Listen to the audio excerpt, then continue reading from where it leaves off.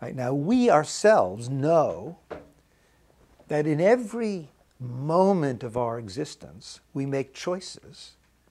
And the choices that we make have a motive behind them. Right? We act for a reason. Now, we may not be able to articulate that reason fully, but we sense it. Right? If there wasn't a reason to exist, existence wouldn't happen. So purpose, aim, or final cause, as Aristotle would have called it, is intrinsic to actuality. Now, this is very different from the scientific view, the reductionistic scientific view, which says that reality has no purpose and just is. Right? But that's not how we experience being.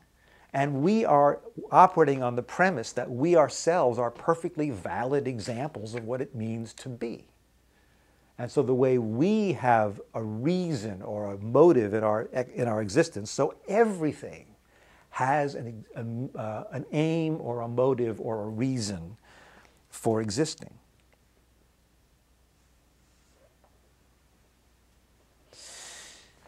So that's the beginning. Every actual occasion begins with these things: an actual world, a position, a spark of consciousness, a spark of will, and an aim.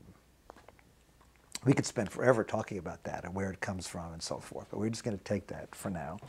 And then I want to point out that once the actual occasion comes into existence, once it has its inception and it begins to function, once we begin to function in every moment, we can divide our functioning into 3 stages.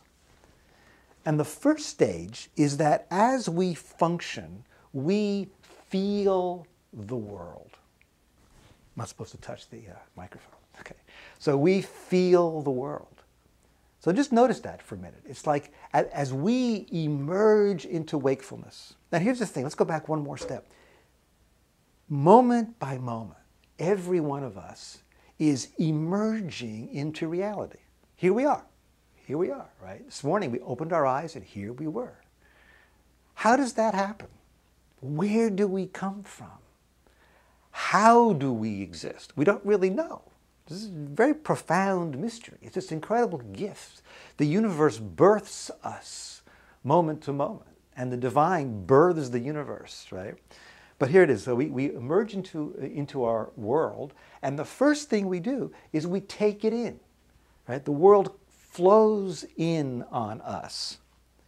And we experience the world, as Whitehead would say, conformally, which is to say that we experience the world as it was.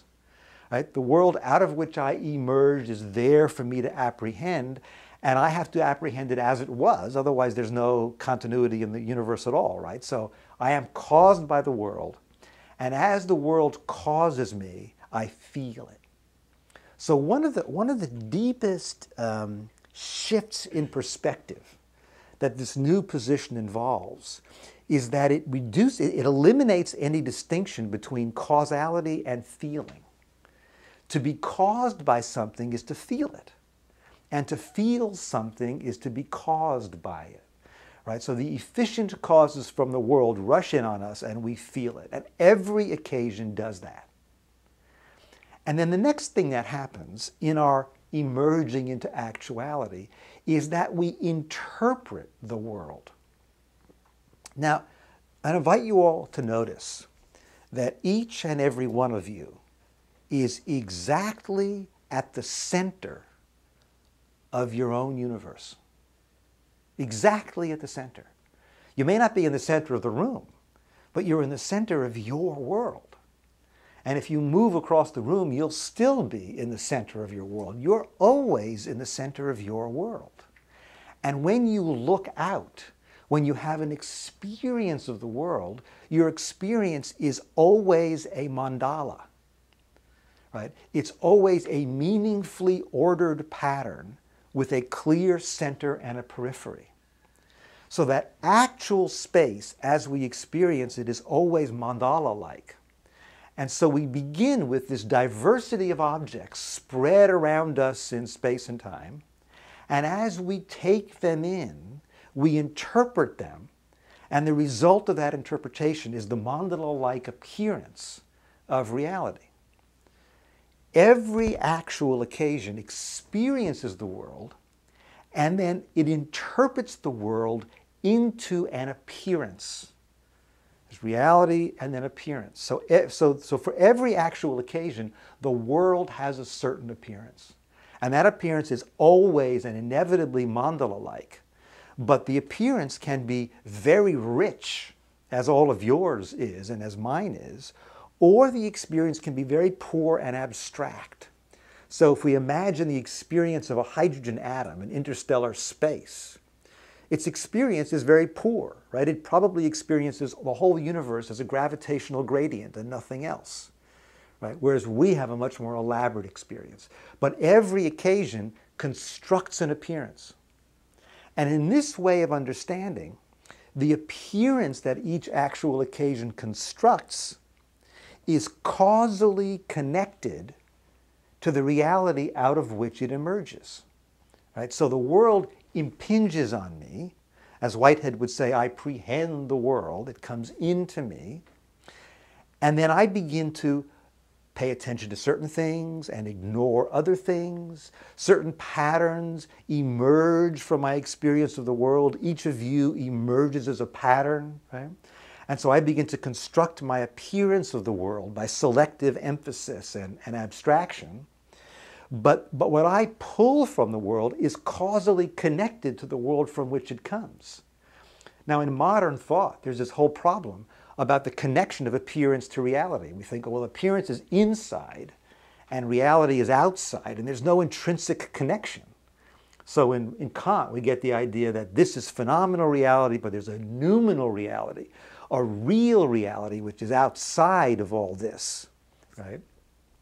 But no, we feel the world, and from the world we abstract those features that are interesting to us, and that is the appearance of the world as we construct it. Every actual occasion of existence does that. Countless times in every second. Every entity in this room and in the world is constructing an appearance for itself. So the first phase of actualization is to feel the world, and the next stage is to interpret the world. Now, part of what's interesting about the interpretive process is that the way we interpret the world conditions what we know to be possible. Right? So you know, for example, when I apprehend this famous cup that we discussed last night, I see that I can pick it up and I see that I can drink from it. Those possibilities are intrinsic to the cup as it appears to me. But they wouldn't be intrinsic to the cup in the same way if my cat saw the cup, because the cat wouldn't conceptualize picking it up.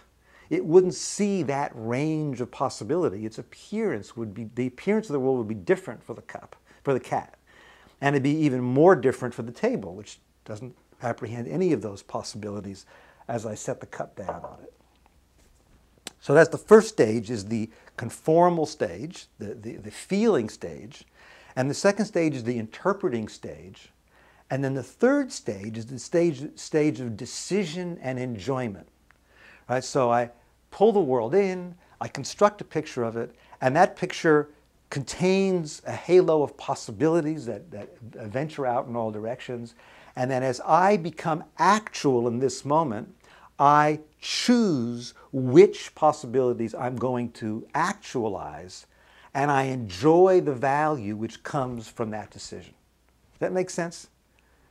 So I made this little table here, which talks about actual occasions of different grade. And the point I want to make is that even though every actual occasion goes through the three stages of feeling, interpreting, and deciding, actual occasions differ in the emphasis they give to the three phases.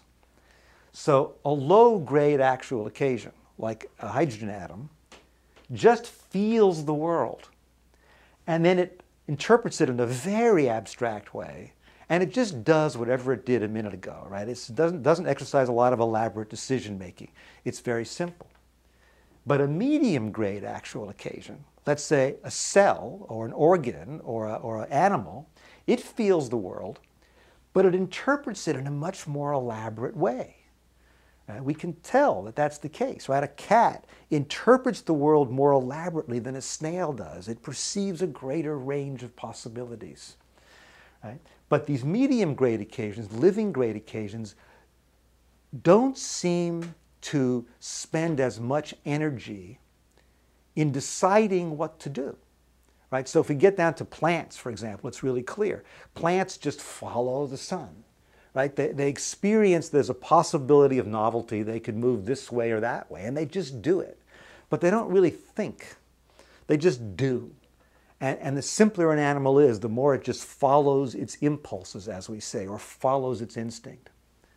So it emphasizes the first and the second stage of concrescence. Concrescence is the word that Whitehead uses to describe actualization. Concrescence means becoming concrete, becoming actual. And then high-grade occasions like ourselves, we feel the world and we interpret the world in a very elaborate way, but then we actually think about what we're going to do next. We have an elaborate decision-making process where we consider this possibility and consider that possibility and go for the one that will yield the maximum value as we understand value at that moment. Right?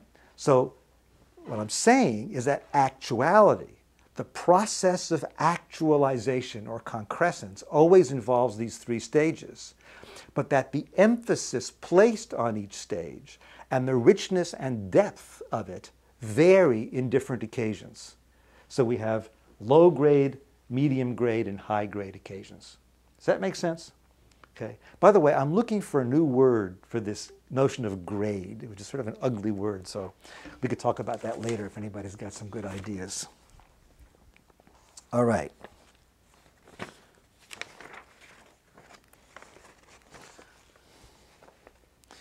Now,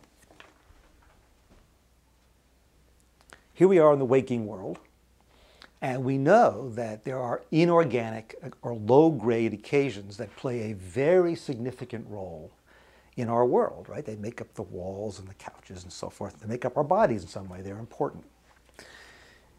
Physics, as it's done today, is the study of low-grade occasions by high-grade occasions. Right? So here we are high-grade occasions, right? We are actualizing moment to moment in this very rich way. And the atoms and the molecules, they're low-grade occasions that are actualizing in their own way. And when we study them, that's physics.